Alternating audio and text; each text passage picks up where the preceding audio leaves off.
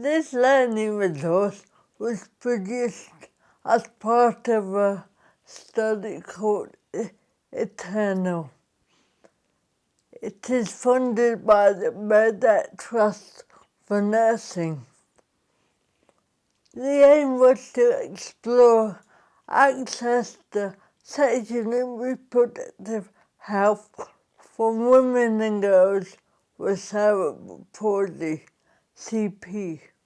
We interviewed women from across the UK of different ages and with different experiences of CP. 5 of these women are involved in this film. They describe different experiences of sexual and reproductive health care. What worked, what didn't work, and what could be improved.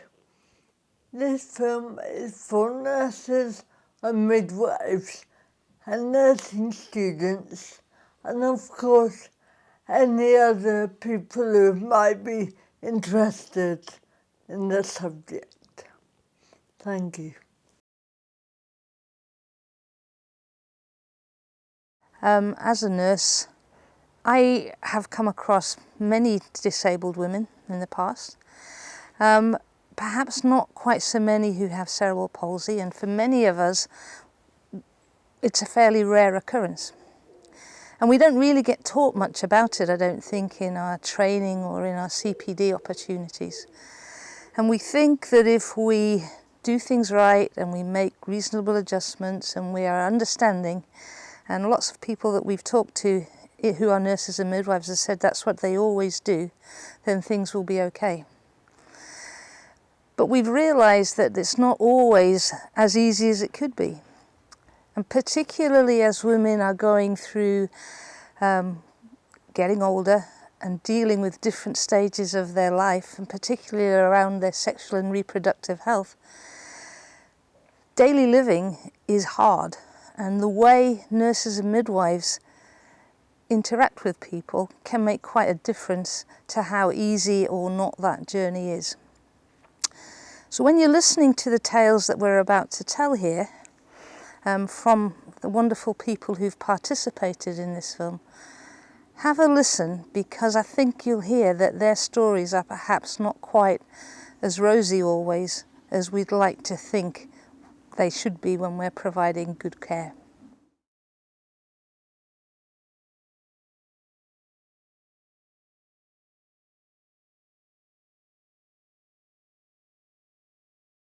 So now talking a bit more about periods, they were really sporadic and intermittent, weren't they, in the beginning? Yeah, they would last like 2 weeks or something, and I'd just bleed and bleed and bleed. They were really heavy.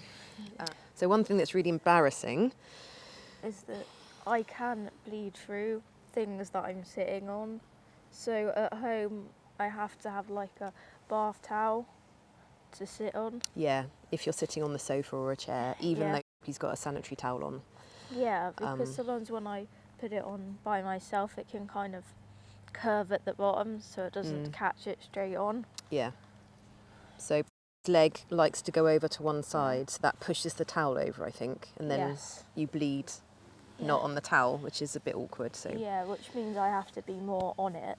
Yes. So at school, you used to wear a big splint called a CAFO. It started from like the hip downwards. Yeah. So you used to have to take that off to be able to pull your pants down to get a towel on. Oh my gosh. But it was quite... It can be quite in public places, which isn't nice. No. Because, you know, you want to be kind of quiet. Yeah. And it's not really quiet. No. Especially with my faffing. So there's a different level of privacy, isn't there, for you when you're having your period? There is. And we bought towels that were extra sticky, didn't we, to stay on? Yes. Anyway. And then... That's the last one. I always get, my leg goes ridiculously tight before my periods. Yeah. It's like, even when I do exercise like yoga, I can just tell it's a lot more kind of tense, and I can't move my leg as far. And so that's normally about a week before your period, isn't it? So although that's leading up to the period, it affects her walking or getting around or any sort of exercise. And you can still have seizures around your period. So it does seem to be that the hormones affect seizures. But you are medicated.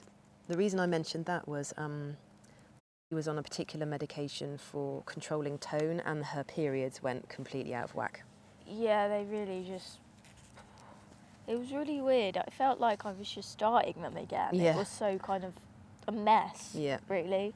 We just started to get them to be a little bit more regular, and then it completely threw them out, didn't it? So medication so it just does took affect. a while to bring them back to being stable and the same.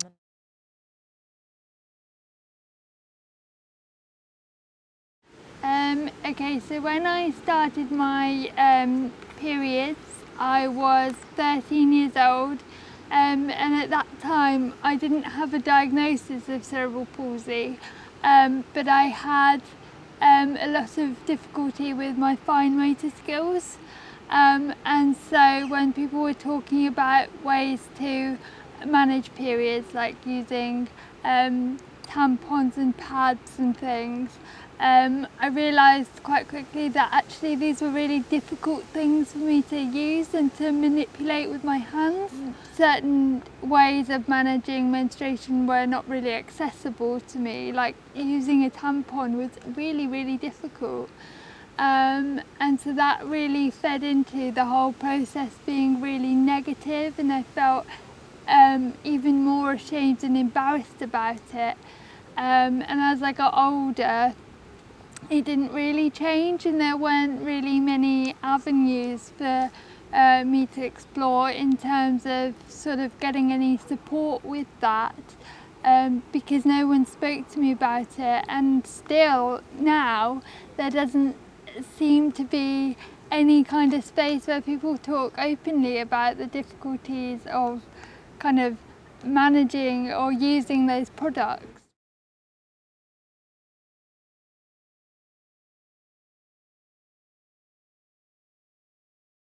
So the first one that I went for, I was 19. Didn't know really what to expect because I come from a family where we don't really talk about that sort of thing. So I had a quick look on the internet, thought this is going to be quite difficult for me with my disability and my physicality and stuff. So I phoned the doctor, sort of said, you know, what I might need to go to the hospital, I might need stirrups. What do you think? And she's a bit of a battle axe. She just sort of said, no, come in and we'll do it. So I did what I was told, and it took a long time. It was a bit of a nightmare, very difficult, but I persevered with it because I think that smear tests are important and that you need to go for them. Once I went and I didn't even feel her do it because she's one of the doctors that's used to fitting the coils and the things like that. So she's like, no, it's fine, straight in, no problem. And she was quite useful because she told me the reason it's quite difficult for me to have smear tests as well as my cerebral palsy is because my cervix is quite high up and it's quite tucked away. Apparently in the trade they call it, my cervix is in my tonsils, near my tonsils, it's that high up. So that kind of made a lot of sense to me. So I was quite pleased. I was like, right, that's great. I'll have you, every time I have a smear test, I'll come straight to you. But then next time I was due for one, she's now gone. So I have to start again and find someone new. A bad one, they're all pretty bad apart from that one. A bad one is if the people that I'm talking to and telling what I need just don't really listen, and they think, like the first one that I went to, I told her I was a bit concerned, and she went, no, that's fine, we'll do it. And I was like, well, it's not working. So yeah, it really depends who's doing it.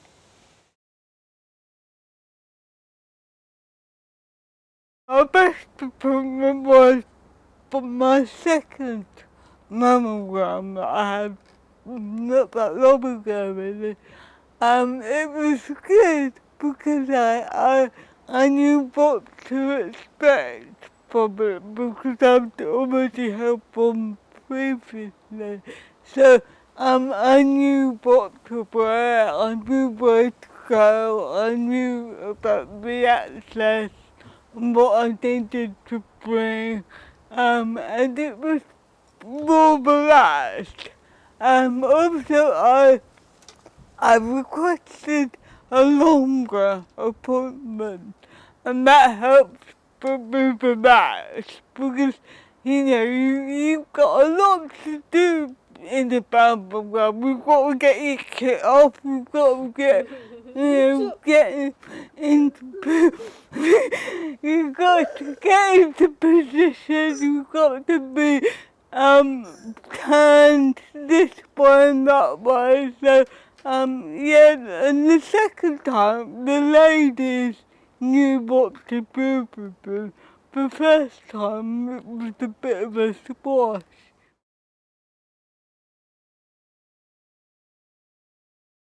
There are some challenges. The first one being going into the cubicle and putting those delightful gowns on. Usually you can't sit down, so you know you're trying to get into these things in a small space, and then you invariably end up with tabs that don't line up. So you're trying to work out which is the best way to do them up so you're not flashing to the world.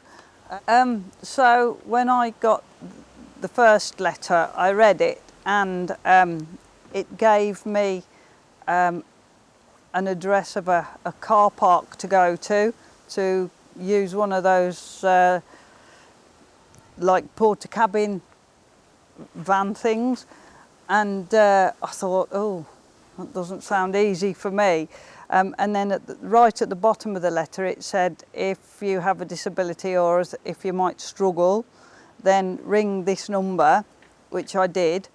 And so I explained everything to them, and through that I now have mine done in the breast care centre in the Women's Hospital at Birmingham Women's, so that makes life a lot easier.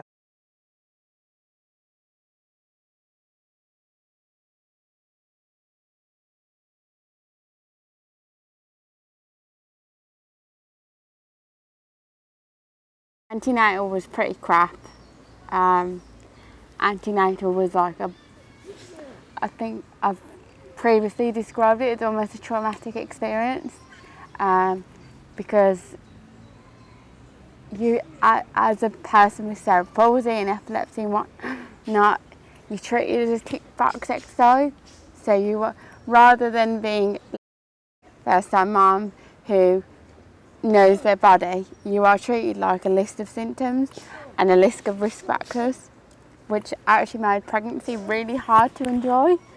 They weren't really listening to me when I was like, well, I know exactly what my body can do, I know exactly what it reacts to, and I know exactly what triggers it.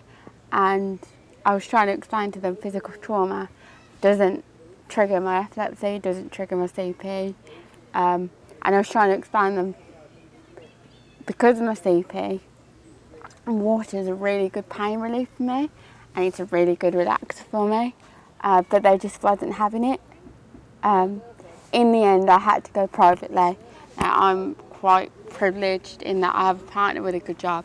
I have a good job, whereas actually a lot of people in the disabled community don't, so they wouldn't be able to go private.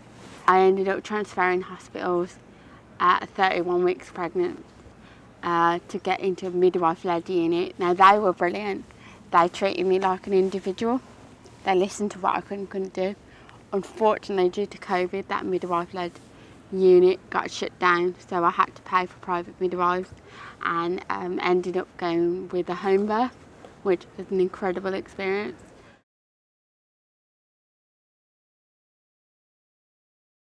I had a few negative experiences of healthcare in my life.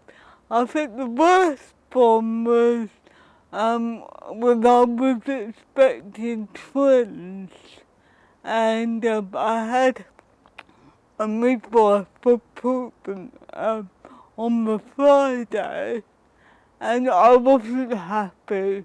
I knew that something was wrong, but she poo-pooed it and just said, you know, not to worry, and said, you know, yeah, I'm a first-time mother, I'm fine. She took my blood pressure, you know, and sent me home. I woke up on the Saturday morning bleeding, and I couldn't get hold of her at all. So we had to drive to the hospital to get the twins induced, because they knew that they wouldn't survive. And I had my son first. No, I had my daughter first, sorry, Amy. I had Amy first, and she was stillborn. And then I had my son a few hours later, and he was alive, so they rushed him off to a special care unit. And I remember being alone in that maternity room. Everyone was gone, and all I could hear was the sound of crying babies. At some point, a young doctor came in, and my husband was there, and he turned to my husband, and he said, "Is she able to write? Is she able to sign her name?" And my husband said, "Why?" And he said, "Well, I want her consent to take my daughter's organs." And I can't remember what I did or what I said at that point, but they took her brain. I know that much. I don't know if they took anything else.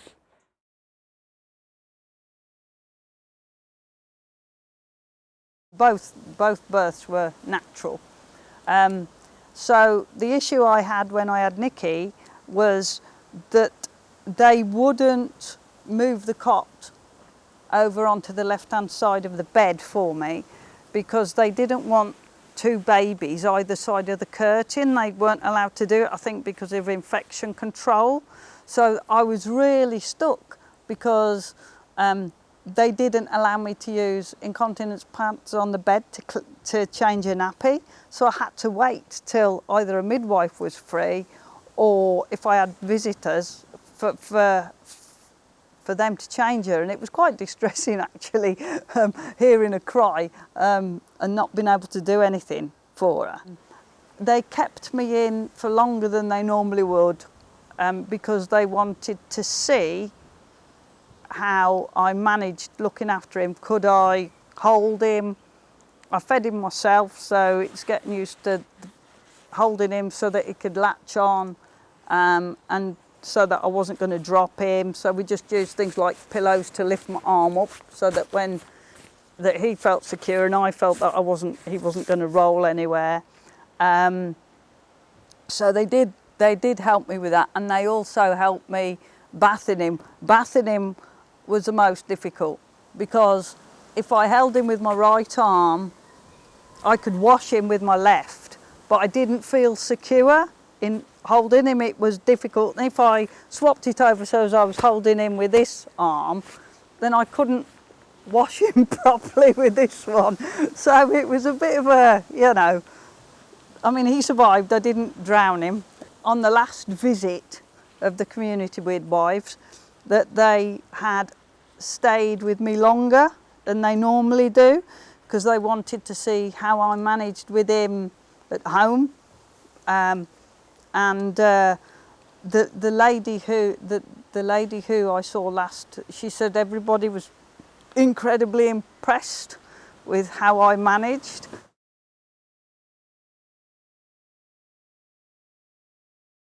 The other issue that I had, which is really important during the current crisis with COVID-19, is the fact that they're not taking it case by case when they should be. The ARCO guidelines say that every pregnant woman's case should be taken case by case, especially if they have no symptoms of coronavirus. So in my case, I clinically wasn't in labour, even though it was very obvious that I was in labour. So it would have meant that my partner wouldn't be able to come in, and my partner's also my carer, which really heightened my anxiety. And if my partner's not there, anxiety makes my twitches worse, which if you're trying to have an epidural isn't ideal. Do you think it would have been helpful to maybe have something about what it's like for someone with extra things going on, going through puberty? Like you've said, your periods were really heavy. Yeah, And it would be interesting if someone wrote a book about it, kind of from a different perspective of like having hemiplegia. because I didn't know what to expect, especially, and I don't think you did either. I mean, how would we know? Yeah. It's just about being aware that just because somebody has a disability doesn't mean they're not entitled to something. They don't have an active sex life. They don't want to be mums and things like that. Yeah, it's just about knowledge and understanding, really. What works is that they've allowed me to go to the women's hospital instead of having to navigate one of those porta cabins. The first time when I had my mammogram done, there was a lady in there as well to hold my arm in the position they needed. That worked well. I've no idea why there wasn't a third person in there last time, but certainly Velcro tabs on the gowns would be a lot easier. What would be good would be if people doing the mammograms were a little more enlightened as to what struggles there are for people like myself. I know I'm not the only one, but maybe if they were forewarned sort of thing, then they might have a slightly different way of tackling things, which would be better for me and better for them. So if the healthcare professionals that you're not seeing anyway for kind of general checkups, if they're not having those conversations with disabled people, then who will? And it's very difficult to know where to go for advice and support, because there doesn't seem to be that dialogue happening in spaces online or in community groups. I wouldn't know where to start looking, so almost to have that initial interface would be really helpful. I would also think that alternative ways of communicating with the health service would, it would be so much better if we could email or text instead of using the phone. Who uses the phone these days? It's so archaic. I think that my biggest barrier is not being understood and people looking at me but not really listening to me. It's as if they've got a filter in their head and they just see disability, and it really annoys me a lot. So trying to communicate my needs can be quite difficult sometimes and very frustrating.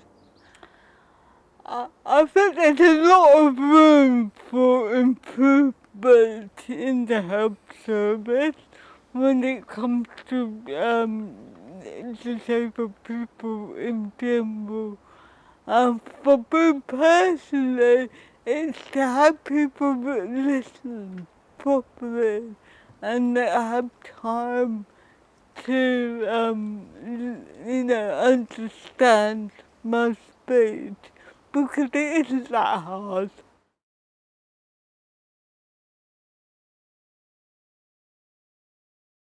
My clinical background is in nursing, midwifery and public health nursing. So it's with that in mind that I've been really interested to listen to the accounts of the women who've taken part in this film and to hear what good nursing practice and bad nursing practice looks like from the perspective of women with CP. Puberty, adulthood, dealing with being a woman in relation to sexual health is a challenge for all women in different ways because we're all individual. But what strikes me is the extra burden that it's associated with being a woman and with reproductive health for women with CP. That's something that is really striking in listening to these women talking about their own sexual health. What I've heard from the women is that sometimes they're judged and treated with a lack of respect, and that they don't always get the care that they deserve and that they need. But I've also heard some accounts of really good nursing practice, and that seems to me to be where midwives and nurses have gone the extra mile just to accommodate the needs of those individual women.